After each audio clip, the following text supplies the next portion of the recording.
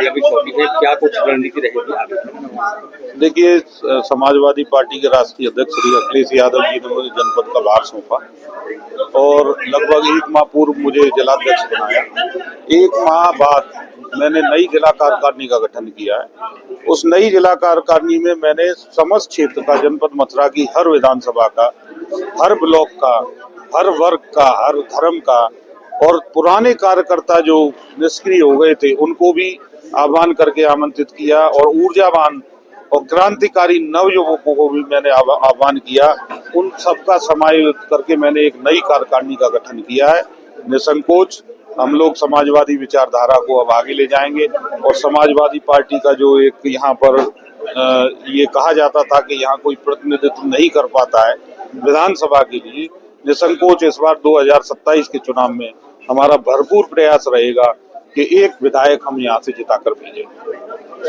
भाजपा अपना सदस्यता अभियान चला रही है, ऐसे में यहाँ क्या कुछ रहेगा सपा की ओर से सदस्यता के लिए?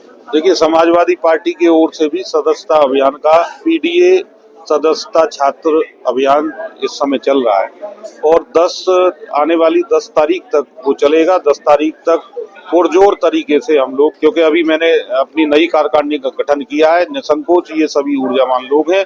अब ये सब लोग, इन लोगों की जिम्मेदारी है, मेरे साथ साथ ये अपनी जिम्मेदारी का पूर्णतः निर्वहन करेंगे और सदस्यता के अभियान को मथुरा में हम बहुत आगे ले जाएंगे। 2027 के चुनाव में अभी काफी समय है लोगों को जोड़ने का और जनता से जुड़ने का, और उनकी समस्याओं को लेकर क्या कुछ रणनीति तैयार की है आंदोलन करने की? देखिए, देखने में तो ये लगता है कि बहुत समय है, लेकिन राजनीतिक तौर पे देखा जाए तो बहुत लंबा समय नहीं है।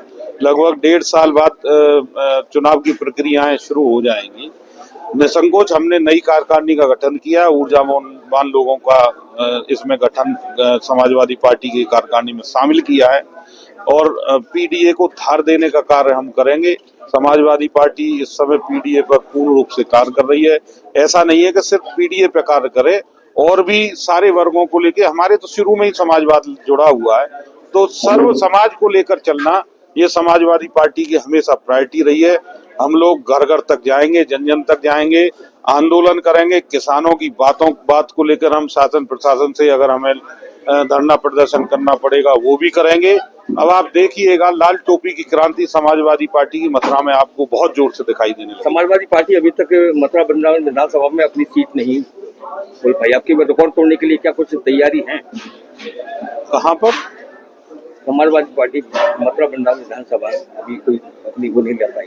देखिए, इससे पूर्व भी समाजवादी पार्टी केवल 850 वोटों से एक बार हमारे विधायक डॉक्टर अशोक अग्रवाल जी लड़ाए थे, वो 850 वोटों से हार गए थे।